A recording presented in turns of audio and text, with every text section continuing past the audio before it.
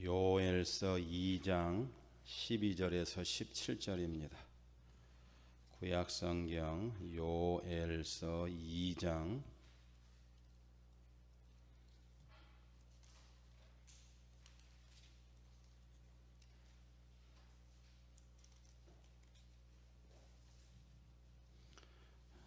1271쪽 구약성경 요엘서 2장 12절에서 17절까지 찾으신 줄 알고 함께 봉독하시겠습니다.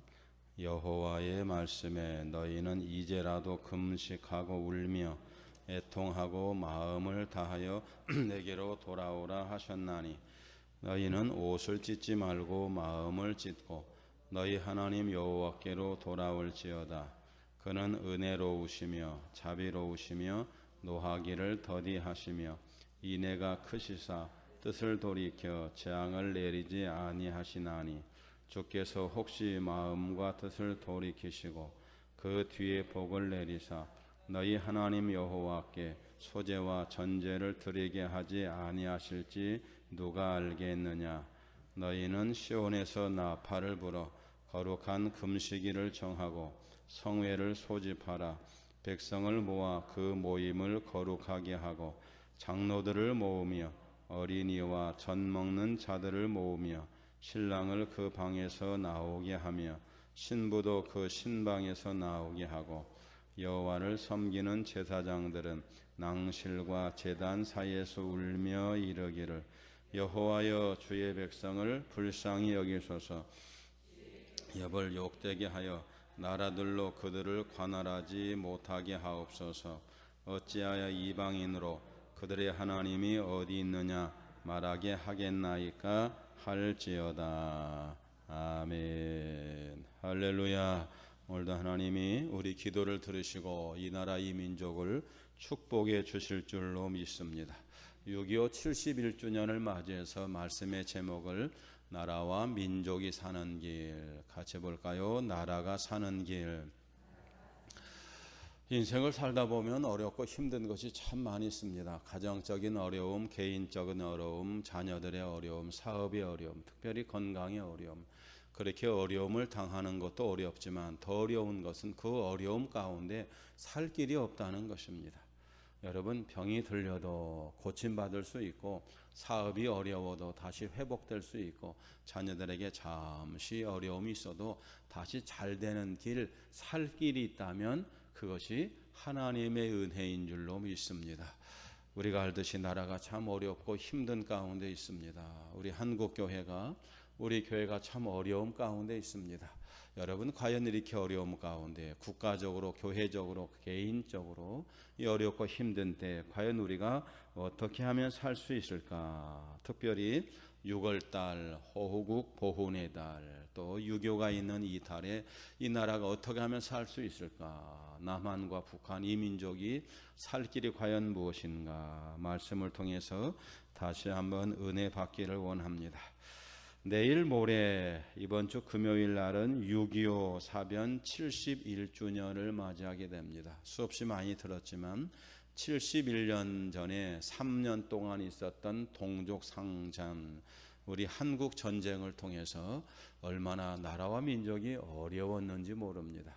피해기 무엇인가 잠깐 찾아보니까 정말 많은 어려움이 있었습니다. 우리 기독교 입장에서 보면 이루 말할 수 없는 환난과 아픔들이 있었습니다. 먼저 인명 피해를 보면 남북한을 합해서 약 250만 명의 군인들과 사람들이, 민간인들이 죽었습니다.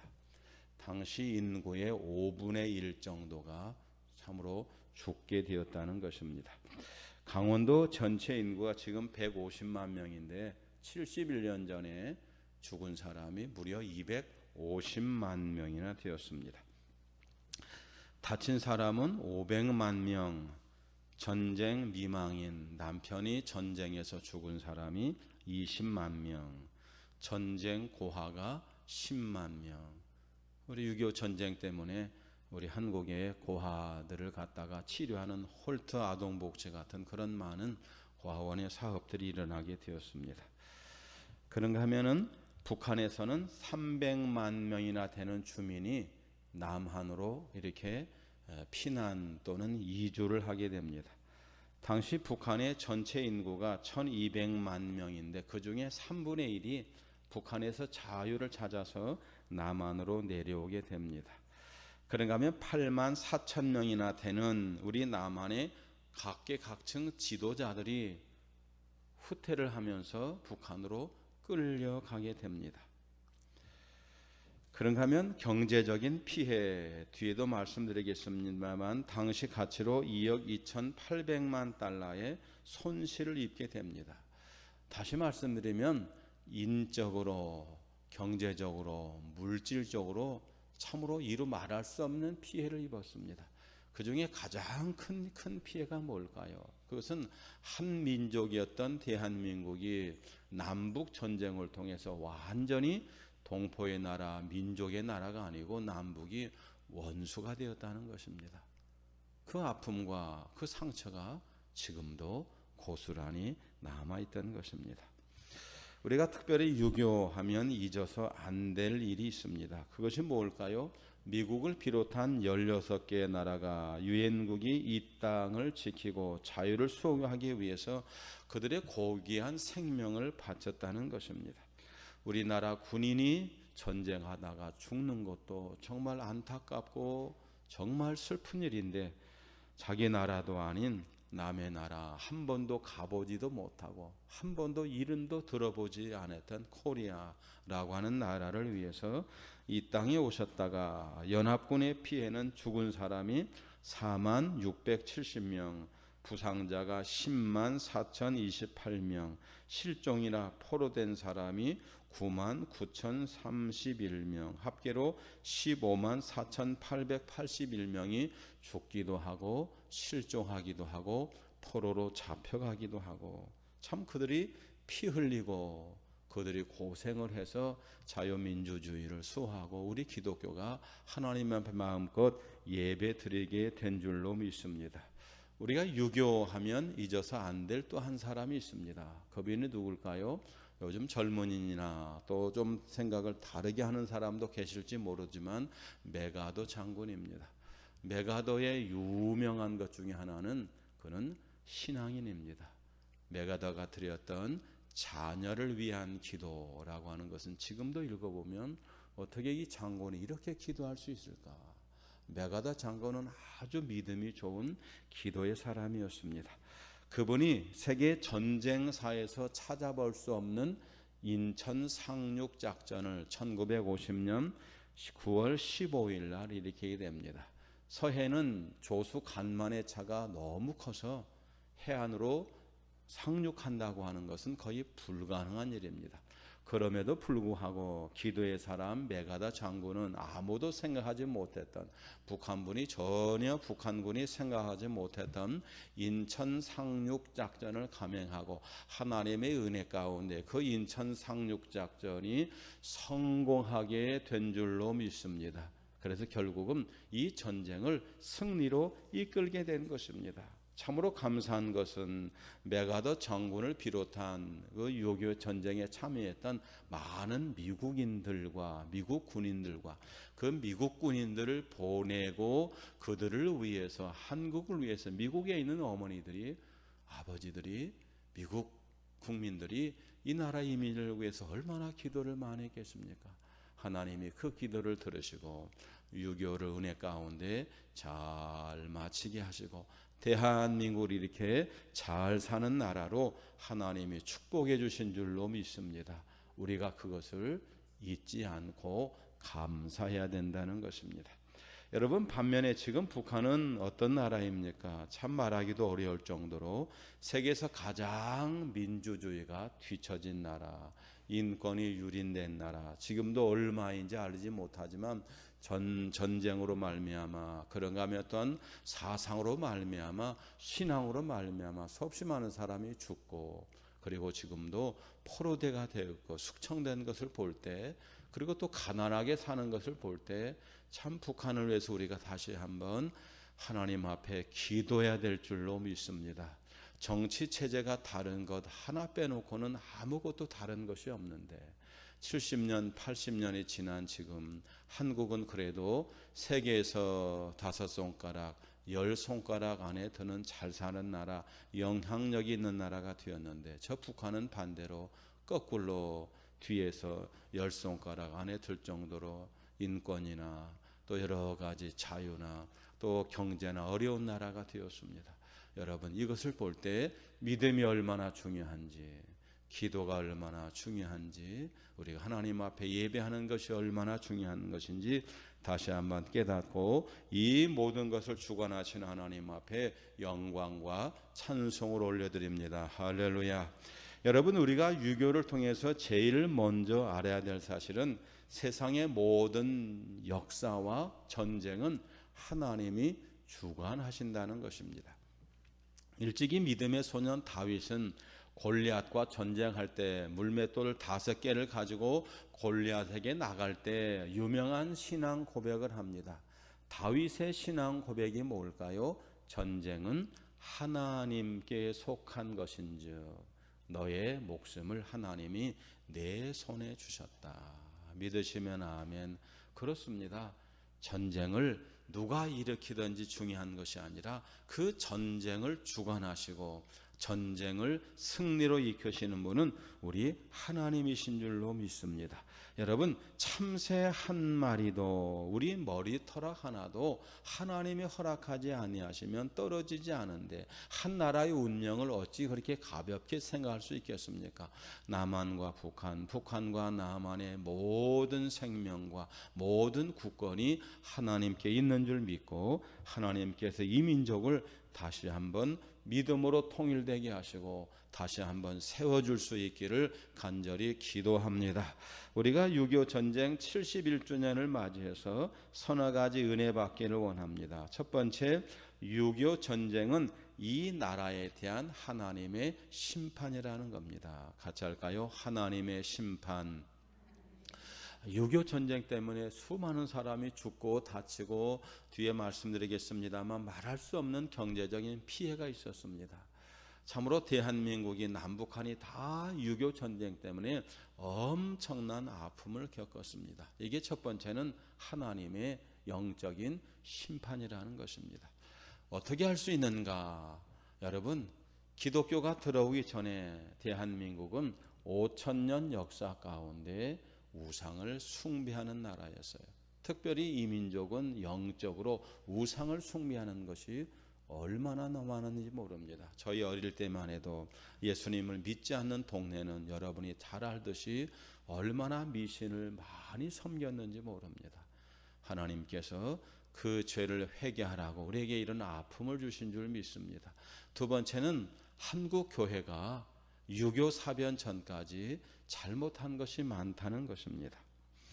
오해가 없이 들으시기 바랍니다. 1938년 9월 10일 1938년 9월 10일 그러니까 해방되기 7년 전에 우리가 속해 있는 대한예수교 장로회 총회 27회가 어디서 모였냐면 평양에서 모였습니다. 평양에 있는 교회에서 모였습니다. 그런데 그들이 어떤 결정을 했는가? 평양 서문박 교회에서 제27회 우리 총회가 모였는데 신사참배에 대한 참 안타까운 결정을 했습니다. 신사참배는 우상이 아니고 종교의식이니 교인들이 우리 통합 측 우리 장로교 교인들이 솔선수범해서 신사참배를 하라. 주기철 목사님 같은 분은 신사참배하지 않기 위해서 목숨을 버렸는데 우리 교단 총회가 신사참배는 국가의식이니 교인들이 신사를 참배하는 일에 앞장을 서라 그런 결의를 했습니다. 거기 결정문에 보시면 등은 신사는 종교가 아니요 기독교 진리에 위배하지 않는 본의를 이해하고 신사참배는 국가의식임을 자각하며 또 이에 신사참배를 솔선 이행하고 따라서 국정신 총동원에 적극 참여하여 비상시국하에 황국 신민으로서 충성을 다하기로 한다라고 결의를 했습니다. 그리고 난 뒤에 7년 후에 해방이 되었습니다.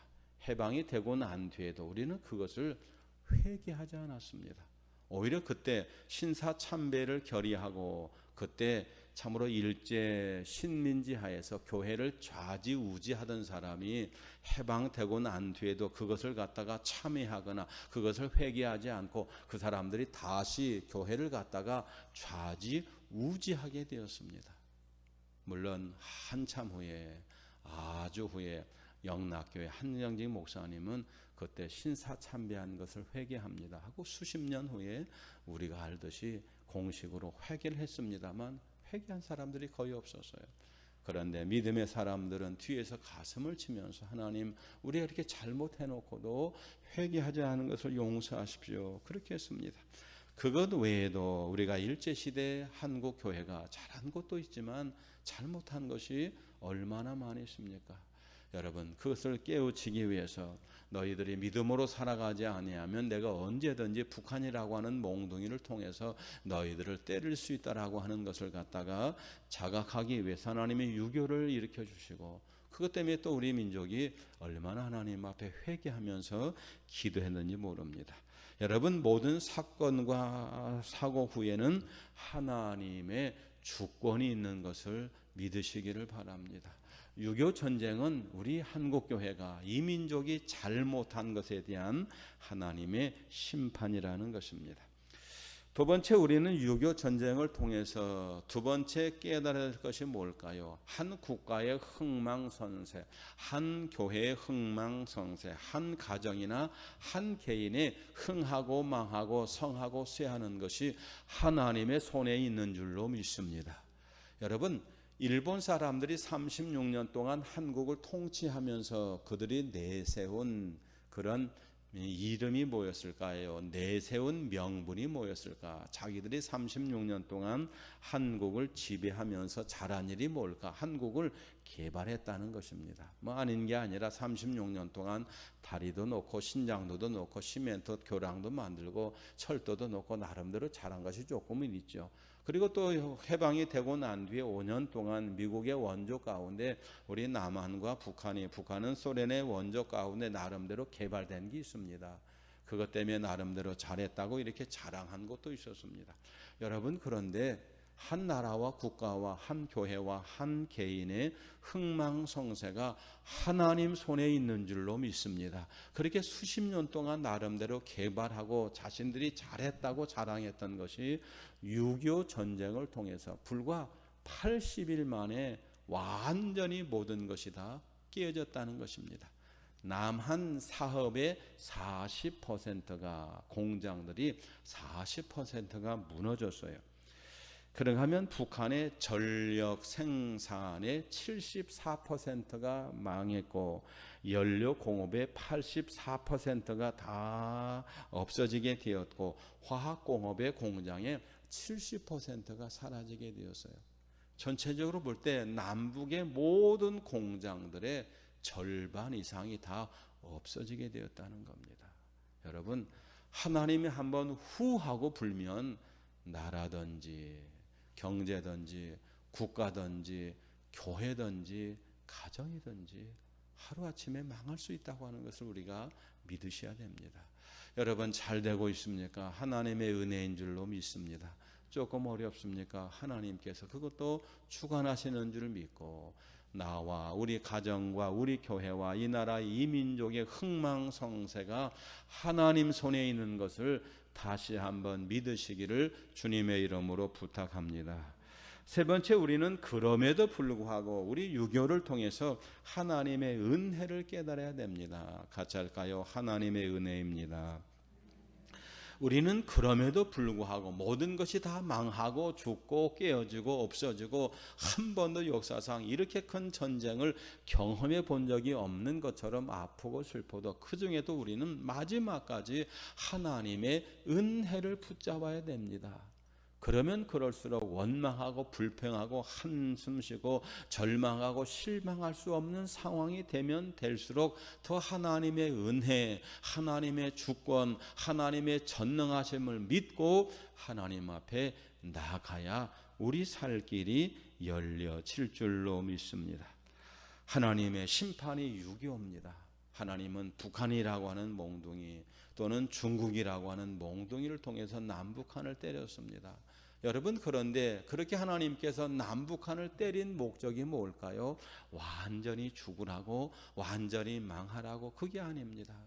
하나님께서 이 매를 통해서 남북이 회개하고 하나님께 돌아오라고, 이 민족이 다시 한번 하나님을 사랑하라고, 회개하라고, 회복시키기 위해서 하나님께서 이런 고난을 주신 줄 믿고 우리가 하나님 앞에 회개해야 될 줄로 믿습니다. 여러분, 우리가 유교라고 하는 전쟁을 통해서 하나님께서는 우리가 범죄하고 회개하지 아니하면 하나님이 얼마나 무서운 분인지를 깨닫게 주신다는 것입니다. 유교 전쟁의 목적이 뭘까? 이 민족이 회개하고 하나님 앞에 돌아와서 대한민국을 그렇게 힘들고 어렵고 우상을 숭배하고, 세상에서 유교 전쟁 때만 해도 필리핀보다 훨씬 못 산 나라, 도대체 어디 있는지도 모르는 나라, 세상에서 가장 가난한 나라, 우상을 제일 많이 숭배하는 나라, 남북이 싸우는 나라, 사색당파로 싸우는 그런 나라, 참으로 이 인류 역사상 어디 있는지도 알지 못하는 그런 나라, 하나님이 그 나라를 유교라고 하는 그런 몽둥이를 두셔서 이 민족이 회개하고 정신 차리고 믿음으로 하나님 앞에 살았더니 지금은 70년의 지금 지난 지금은 잘 사는 나라, 선교하는 나라. 지난번 말씀드린 것처럼 인구수로 보면 세상의 어떤 나라와 비교할 수 없을 만큼 가장 열심히 예배하고 가장 열심히 선교하고 가장 많은 나라의 선교사님을 선포하고 가장 많은 나라의 성경책을 반포하는 나라로 하나님이 세워주신 줄로 믿습니다. 그렇게 본다면 유교, 그 가운데 우리가 하나님의 은혜를 깨달을 수 있기를 간절히 소망합니다. 오늘 본문의 말씀은 유교와 같은 어려움을 당하는 이스라엘 민족에게 주시는 하나님의 은혜라는 것입니다. 하나님께서는 요엘을 비롯한 여러 선지자들에게 너희가 우상을 숭배하는구나, 하나님 말고 다른 것을 더 사랑하는구나, 너희가 우상을 숭배하고 돌아오지 아니하면 내가 너희에게 재앙을 줄 것이다. 특별히 무슨 재앙을 주냐면 메뚜기 재앙을 줄 것이다. 그렇게 말씀하셨습니다. 우리 대한민국에는 메뚜기가 재앙이 아닙니다. 우리 어릴 때 메뚜기를 잡아서 기름에 튀겨 먹던, 소금에 튀겨 먹던 아름다운 그런 추억들이 있습니다. 그런데 외국에는 특별히 중국 같은 나라, 그리고 저 동남아시아 같은 나라는 메뚜기가 재앙입니다. 한두 마리가 아니라 수천만 마리, 수억 마리가 날아가면 하늘이 보이지 않습니다. 여러분, 전쟁이 나면 그래도 뭐가 좀 남은 것이 있습니다. 그런데 메뚜기가 한번 지나가면 먹을 것이 아무것도 없습니다. 풀도 없습니다. 채소, 곡식은 그만두고 아무것도 먹을 것이 없습니다. 그렇게 하나님께서 이스라엘 민족에게 재앙을 주시겠다라고 말씀했습니다. 그럼에도 불구하고 그들이 회개하지 않으니까 하나님께서 메뚜기 재앙, 전쟁의 재앙, 많은 재앙들을 주시게 됩니다. 하나님께서 그러면서 오늘 우리에게 주시는 말씀이 무엇인가? 그렇게 황폐하고 황무하고 모든 것이 다 사라졌지만 그럼에도 불구하고 너희들이 다시 한번 하나님께 돌아오면 하나님께서 상처를 싸매시고 폐허된 자리가 다시 장미꽃이 피게 하시고 다시 사막에 물이 흐르게 하시는 그런 역사가 일어나게 될 것이다. 그렇게 말씀하고 있습니다. 여러분, 하나님께서 매를 드시는 목적이 뭘까? 회개하고 돌아오면 다시 내가 너희를 축복해 주시겠다는 것입니다. 18절에 있는 말씀 읽겠습니다. 성경책이 펼쳐지신 분들은 영상으로 예배를 하시든지 본당에서 예배를 하시든지 후에 또 예배를 드리시든지 요엘서 2장 18절, 이것이 하나님의 은혜입니다. 18절 시작. 그때 여호와께서 자기 땅에 극진히 사랑하시어 그의 백성을 불쌍히 여기실 것이라. 아멘. 매를 맞고 몽둥이를 맞고 황폐하게 되고 여러 가지 어려움이 되고 날 때 이스라엘 백성들이 하나님 앞에 울며 회개하면 하나님께서 그 땅을, 그 백성을 불쌍히 여기실 것이다. 그렇게 말씀해 주셨습니다. 여러분, 자식을 아무리 사랑해도, 손자 손녀를 아무리 사랑해도 도가 지나치게 그렇게 나쁜 일, 잘못한 일, 범죄를 하면 모든 부모님들은 자식을 사랑하는 마음으로 매를 때립니다. 혼을 냅니다. 여러분, 그렇게 매를 때리고 혼이 났을 때 자녀들이, 또 손자 손녀들이 아빠 내가 잘못했어, 할아버지 내가 잘못했어 울면서 그렇게 회개하면 여러분, 그 자식을 죽으라고 때리는 그런 부모가 어디 있겠습니까? 참으로 처음에는 미웠다가도 나중에는 불쌍한 마음이 들고 나중에는 또 참으로 애달픈 마음이 들어서 그들을 사랑하고 그들을 다시 끌어안는 것이 부모의 마음인 줄로 믿습니다. 오늘 말씀의 제목이 무엇일까요? 이 민족이 살 길입니다. 여러분, 이 나라 이 민족이 살고 전염병 시절에, 이 어려운 시절에 우리가 살 수 있는 길은 하나님 앞에 돌아와 하나님 앞에 회개하는 길인 줄로 믿습니다. 여러분, 기쁨이라고 하는 이름을 가진 나옴이라고 하는 사람이 모압 땅에 가서 남편을 잃고 두 아들을 잃고 난 뒤에 그는 마라라는 쓴 아픔을 극복하게 되어 그 쓴 그런 어려움을 당하게 되었습니다. 여러분, 그때 그가 회개하고 다시 하나님의 땅 가나안으로 돌아갈 때 하나님은 마라 슬픔이 변하여 기쁨이 되게 한 줄로 믿습니다.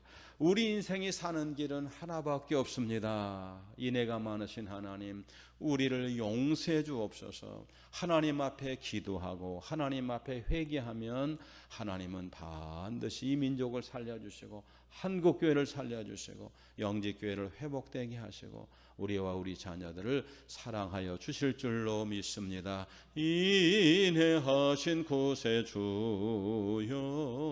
내 말 들으사 죄인오라 죄인오라 하실 때에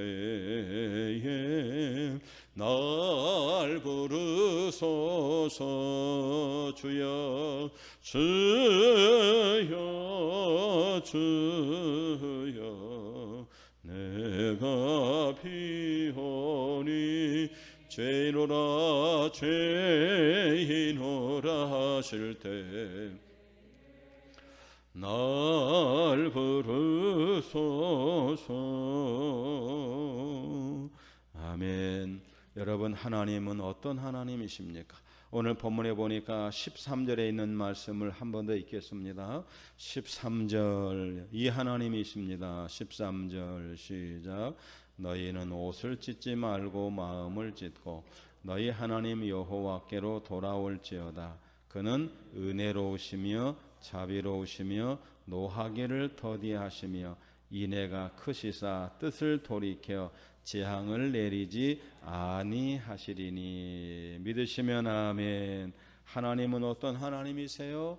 인애가 많으신 하나님, 사랑이 많으신 하나님, 참으로 모든 죄를 다 용서하신 하나님, 그리고 참으로 우리 믿는 사람들이 하나님 앞에 회개야만 해도, 하나님 앞에 울기만 해도 하나님은 그 뜻을 돌이켜서 다시 복을 내려주시는 분이 우리 하나님이신 줄로 믿습니다. 그 세밀한 축복, 그러면 회개하고 하나님 앞에 돌아올 때 하나님께서 이 나라 이 민족을 어떻게 축복하실까, 이 말씀은 꼭 잊기 원합니다. 23절 구체적인 축복입니다. 23절 시작. 시온의 자녀들아, 너희는 너희 하나님 여호와로 말미암아 기뻐하며 즐거워할지어다. 그가 너희를 위하여 비를 내리시되 이른 비를 너희에게 적당하게 주시려니 이른 비와 늦은 비가 예전과 같을 것이라. 24절 마당에는 밀이 가득하고 동에는 새 포도주와 기름이 넘치리라. 믿으시면 아멘. 하나님께서 우리에게 다시 이른 비의 은혜와 같이 늦은 비의 은혜를 주신다는 것입니다. 여러분, 아직도 하나님께서 한국교회를 사랑하시고 영직교회를 사랑하시는 줄로 믿습니다. 그동안 100년 동안 주신 은혜가 이른 배의 은혜라면 전염병에 다시 하나님께서 늦은 배의 은혜 주시기를 간절히 소망합니다. 그러므로 우리가 해야 될 일이 무엇인가? 천부의 의지 없어 손들고 옵니다. 하나님 앞에 나라와 민족과 자녀를 위해 하나님 앞에 기도하면 하나님께서 풍성한 은혜를 주시고 유교 같은 어려움을 하나님이 허락하지 아니하실 줄로 믿습니다. 그런즉 우리는 어떻게 할 것인가? 26절 용서하시고 한 절만 더 읽겠습니다. 26절 시작. 너희는 먹되 풍족히 먹고 너희에게 놀라운 일을 행하신 너희 하나님 여호와 이름을 찬송할 것이라. 내 백성이 영원히 수치를 당하지 아니하시리라. 믿으면 아멘. 그렇습니다. 다시는 유교 같은 수치가 이 땅에 없기를 바라고 이 전염병 같은 어려움이 있지 않기를 간절히 바랍니다. 결론의 말씀입니다. 그러면 우리는 어떻게 해야 되겠습니까? 오늘 요엘서 2장 1절에 보면 너희는 나팔을 불고, 오늘 보면 15절에 보니까 너희는 나팔을 불고 제사장과 젊은이와 어린이와 신랑과 신부가 모두가 하나님 앞에 애통하는 마음으로 기도하라는 것입니다. 같이 할까요? 기도합시다. 여러분, 나팔은 뭘까요? 나팔이라고 하는 것이 뭘까요? 하나님의 경고의 말씀이지만 또 모이라고 하는 것의 의미가 있습니다. 여러분, 다시 한번 이 예배가 회복되고 이 나라 이 민족이 회복되기 위해서, 다음으로 이 민족이 다시 한번 하나님 앞에 온전히 회개하기 위해서 우리가 나팔을 불고 찬송을 하며 하나님 앞에 기도하기를 원합니다. 그래서 우리 총회에서는 다음 세대를 위해서 전염병으로부터 이 나라 우리 한국교회가 회복되기 위해서 7월 5일 월요일부터 금요일까지 7월 9일까지 우리 재단에 속해 있는 총회에 속해 있는 모든 교회들이 특별 새벽 예배를 드립시다. 그래서 모든 교회가 7월 5일부터 7월 9일 금요일까지 지금도 열심히 기도하지만 우리 다시 한번 새벽을 깨워 기도하기를 원합니다. 예배가 회복되고 또 온전히 전염병이 떠나가도록 하나님 앞에 뜨겁게 기도하면 유교 사변 가운데도 이 나라 이 민족 교회가 뜨겁게 기도할 때 이 민족이 완전히 공산화되지 않고 하나님께서 이 민족을 축복해 주신 것 같이 우리 한국에 있는 우리 총회에 속해 있는 모든 교단들이 뜨겁게 기도할 때 전염병이 떠나가고 하나님이 이 나라 이 민족을 잃어버리지 않고 한국교회를 실어버리지 않고 영지교회를 떠나버리지 않고 영원히 축복해 주실 줄로 믿습니다.